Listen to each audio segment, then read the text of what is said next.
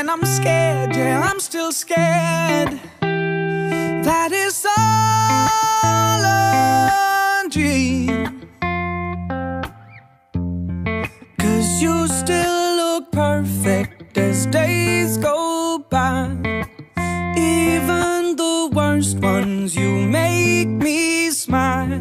I'd stop the world if it gave us time. 'Cause when you love someone, you open up your heart. When you love someone, you make room. If you love someone and you're not afraid to lose them, you probably never loved someone like I do.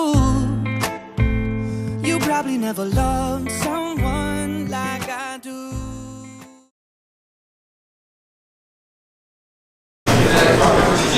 The last one. Say the best one. No, not the best. So the bad thing is my wife asked me, are you ready to give a speech? And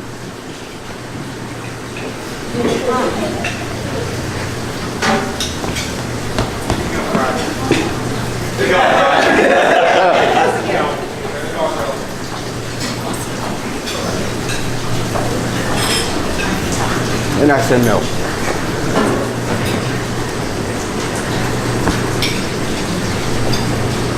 I'm tough outside, but very sensitive inside.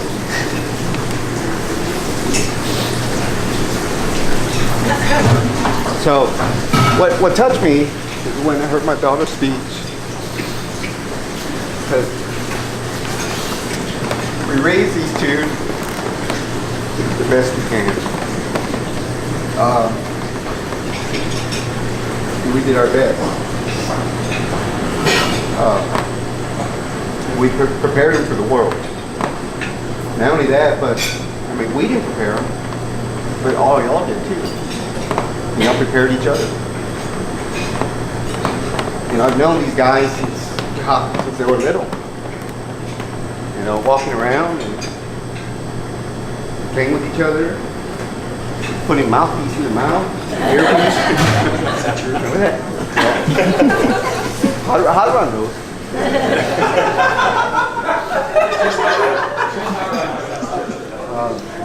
But just seeing these guys grow together, they build each other, and they're all gentlemen, all of them, and they help.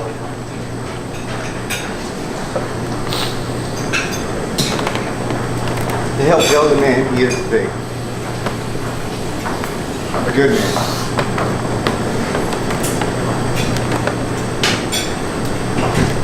I know it's tough. When I gave away my dog, it's tough. But I know he's a good man. He's a great man. He works hard every day.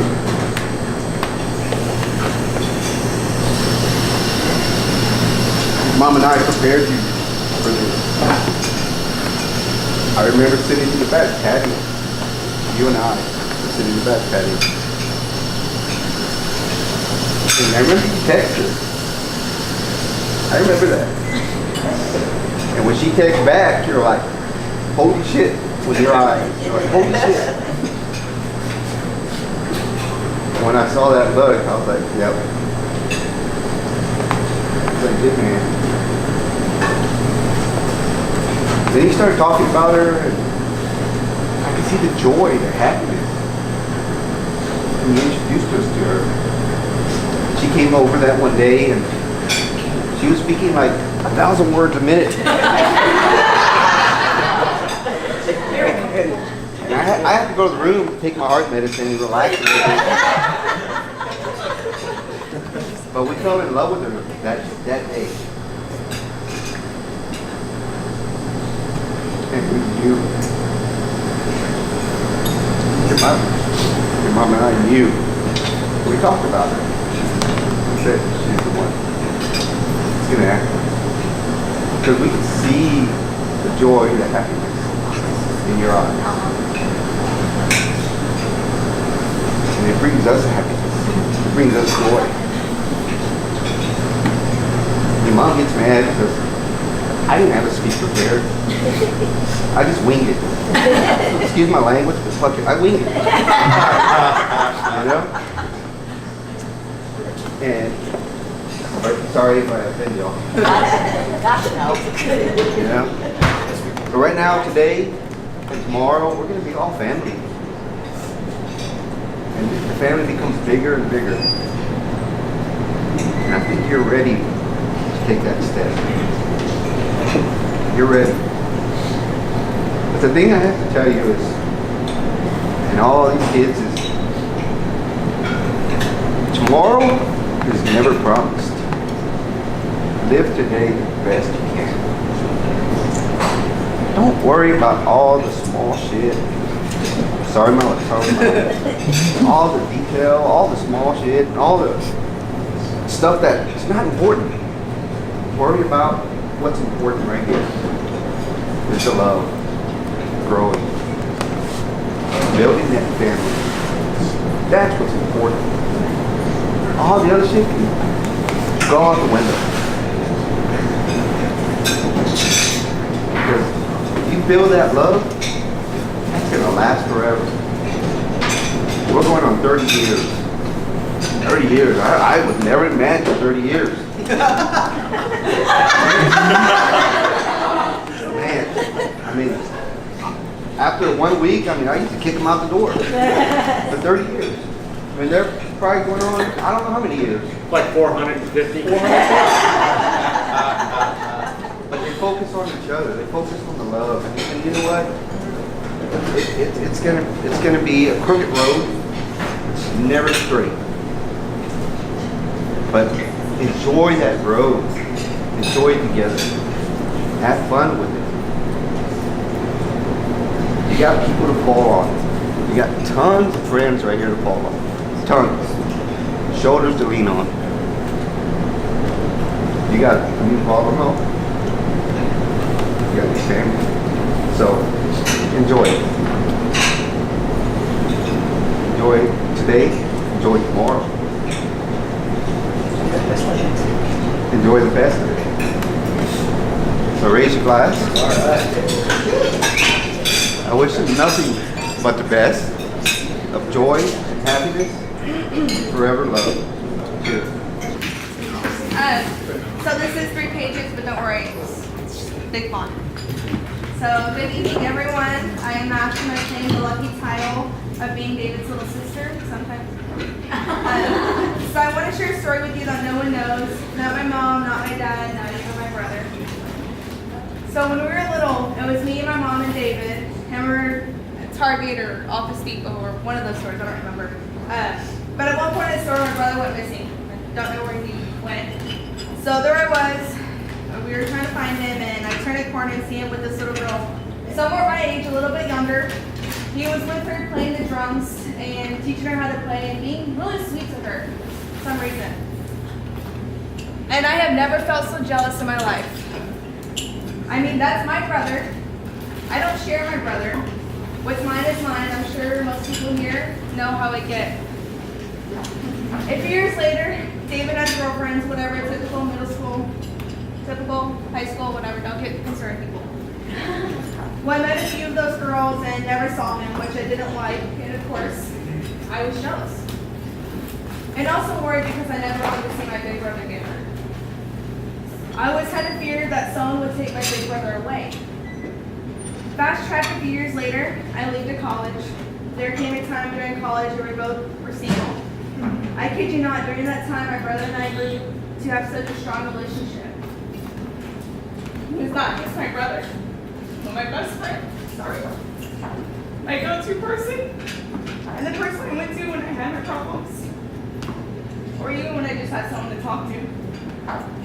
We would go out together, speak daily, and we were walking to bars. People would be just like, "Oh, they're Garcia, look, Garcia, some things are here." Don't worry, we didn't do anything bad. We strayed a lot. It's very rare to see such a strong friendship between a brother and a sister, but I can say I was blessed to have one. Next thing you know it, I get a text. Hey, I think I met this girl. In my mind, I'm like, damn it.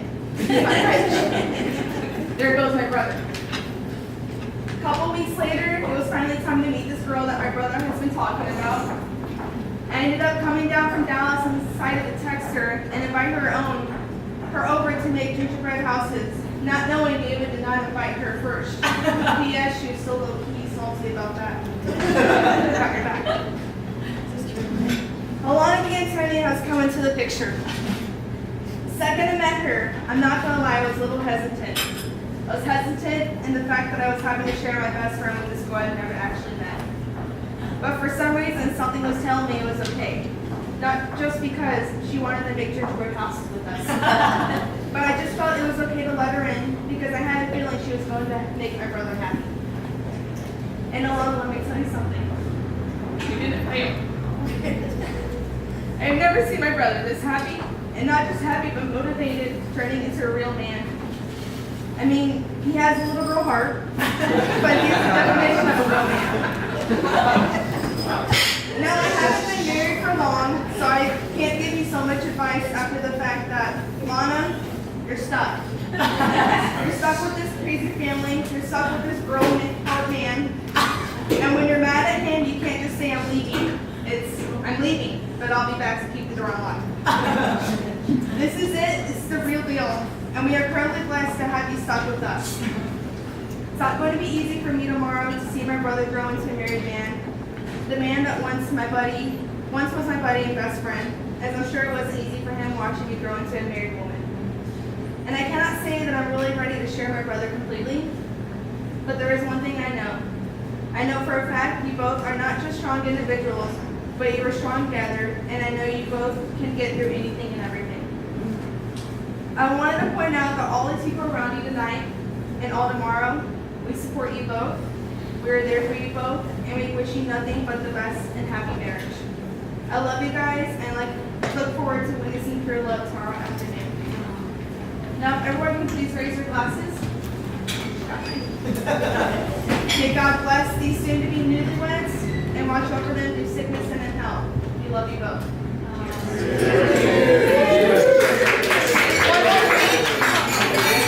There's one more thing. So, I really wanted to get you guys something special for your wedding and for the world of me. I just couldn't find something that really felt hard and was realistic. So I thought to myself, what is something we both love? Well, if you guys watch our Insta stories, you know how much they love to sing and how they love music. I decided what is better than having a musical performance to a few songs they love and sing to so terribly. It reminds me of you both every time I hear them. So ladies and gentlemen, I present to you a performance by Sarah Brooks as she performs some of your favorite songs.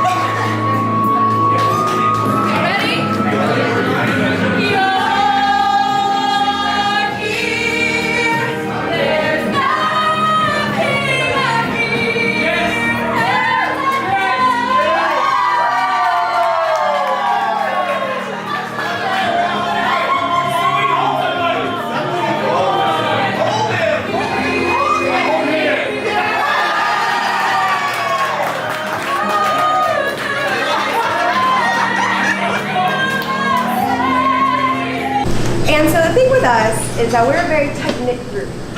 Tight. Real tight. So, Outside. real tight. So, when we found Alana, that glorious day in dance, we found one that's one of us. That's just as tight. And we found Mr. Tin. Really, Mr. Tin sealed the deal. yeah, he really did sealed the deal. And so Alana became part of our little family, our little friend family, and we all just became tight. And throughout the years, just like what Johnny said about David, Alana has brought in guys to meet with us, to talk with us. We're not going to talk about them because you know what? They all suck. So, we're not going to talk about them. But one day, we will talk about David. And David, the one that stood out, not only Alana, but to all of us. And so, as everyone knows, Alana is very boisterous. She's such like the set, like just, the light shines upon her. Yes. And the thing that separates David from everyone else that Alana has introduced us is that he pushes her to do it. He pushes her to be what she truly is and lets that shine, not only shine on her, but shine brighter on her.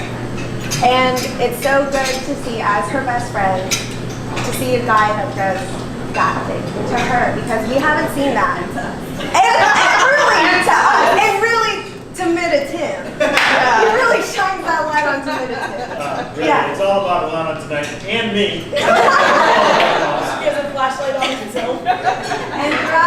And I hate to keep bringing up, but throughout the guys that Alana has brought upon us, David is the one that not only swept Alana out of, through her feet or whatever the thing is, he really swept all of us. Oh, number one babe. Yeah. Not my husband. Yeah. He really swept not only Alana, but all of us. Yes. And we're so happy to bring him into our little family. We are. Yes. Alana and David, we love you guys. I don't have kids, but when all of my nieces and nephews graduated from high school, my gift to them was a trip to New York. And so Alana and I went to New York, and it was so much fun to explore New York with her. We went to Broadway plays, we went shopping. She took us to these places from shows on TV that I didn't even know what they were. And there we were, following in the driver to go see some store that was On Bravo. who? On Bravo. On Bravo, yes. So she recognized celebrities walking down the street that I was clueless on, and to this day, she's my little partner in crime when it comes to doing shopping, traveling. So David, you're in for a treat, as Alana loves to explore, and she knows every celebrity that will walk down the street. As long as her, you can bring alcohol. There you go. So I don't have children, so to Alana, she's like my daughter. My name's Johnny. I don't know if I haven't met everyone in here. I'm one of David's oldest friends from high school. I went to high school with Alana as well. I didn't know Alana as well in high school. We didn't talk very often, but I knew of Alana. And one of the things about David is David has always been this very loyal, very good friend from the very beginning. Me and David were actually on the football team together, and we tried out for the same position as freshman year of high school. I got it. Yeah, that's a lie. He didn't get it. But throughout that whole process, us competing against each other, we were always we stayed best friends. We were friends from the very beginning, and I always respected that about David. One of the things that I've loved about Alana that I noticed the first time, I didn't get to hang out with Alana in high school, like I said. But David, he told me that he went and talked to Alana and that they started a relationship, and he wanted me to meet her and he wanted me to hang out with her. We went to Kona Grill, happy hour, Kona Grill, if anybody's ever been. They got rid of it at this point. They got rid of it.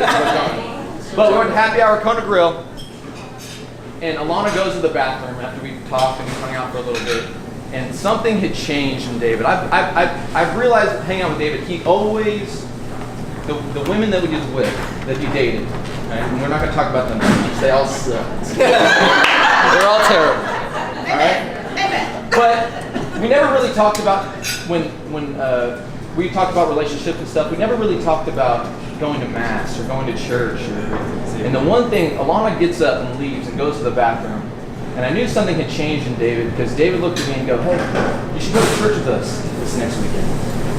And when you meet a woman that makes you start thinking about the divine, about God, I knew something was different from that moment. I knew David was truly in love. And then Alana came back and we hung out and had an incredible night.